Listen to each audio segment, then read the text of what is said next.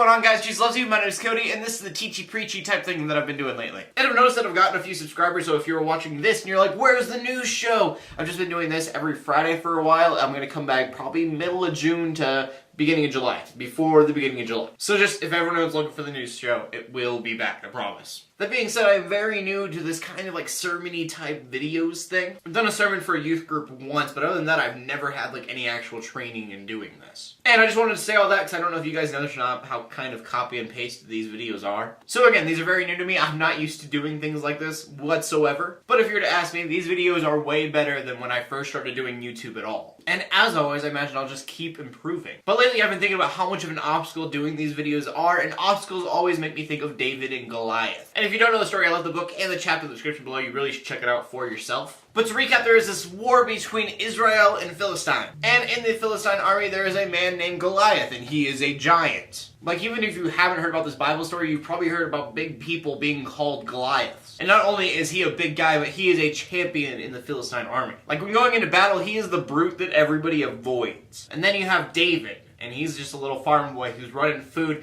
back and forth between his brothers' camps. Now, it can be assumed that if he's a farm boy, he's probably not all that wealthy, and the fact that he's the youngest of 8 sons, he's probably not getting all the green beans. So it's like when you played Legend of Zelda Ocarina of Time, and you were little Link, and Ganondorf rears up on his horse, looks down at you, and you're like, how am I supposed to beat that? Although in David and Goliath, David doesn't find some capsule for 7 years, and then defeat him. So I guess a better one is if you played Legend of Zelda Skyward Sword, the newer one, then you would know that there's a giant thing, and you're like, how am I supposed to beat that? But you do, and you don't have to wait 7 years or anything. You just beat him because you're awesome, even though you're tiny. It's like that, okay?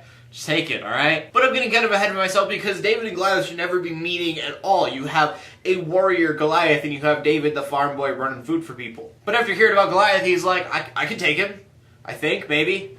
Why not? And Goliath pretty much says this because he says, anybody goes up against me and defeats me, the war is pretty much over. And so David suits up, and then, I don't know if this is true or not, but I imagine it being like all those soldiers in a circle like they do in the movies, and they have the 2 warriors fighting in the middle. But either way, we paint that scene, and David defeats him by slinging a rock at him and hitting him in the head. And I say this not only because it's an awesome historic moment in Christianity, but also for its symbolic value in our lives. We all have giants in our way. And sometimes we feel like tiny David. There's no way that we could ever get past such an obstacle. But David had faith, and he did it. And so did many other people in the Bible who were really pretty much insignificant according to the rest of the world. And they conquered huge, amazing things. You've probably heard it before, but God uses the weak to lead the strong. Proverbs 16:3 says, commit to the Lord in whatever you do, and He will establish your plans. And I love that verse. I think it has huge importance when it comes to goals in our lives. Whatever you're doing, commit it to the Lord, and He will establish your plans.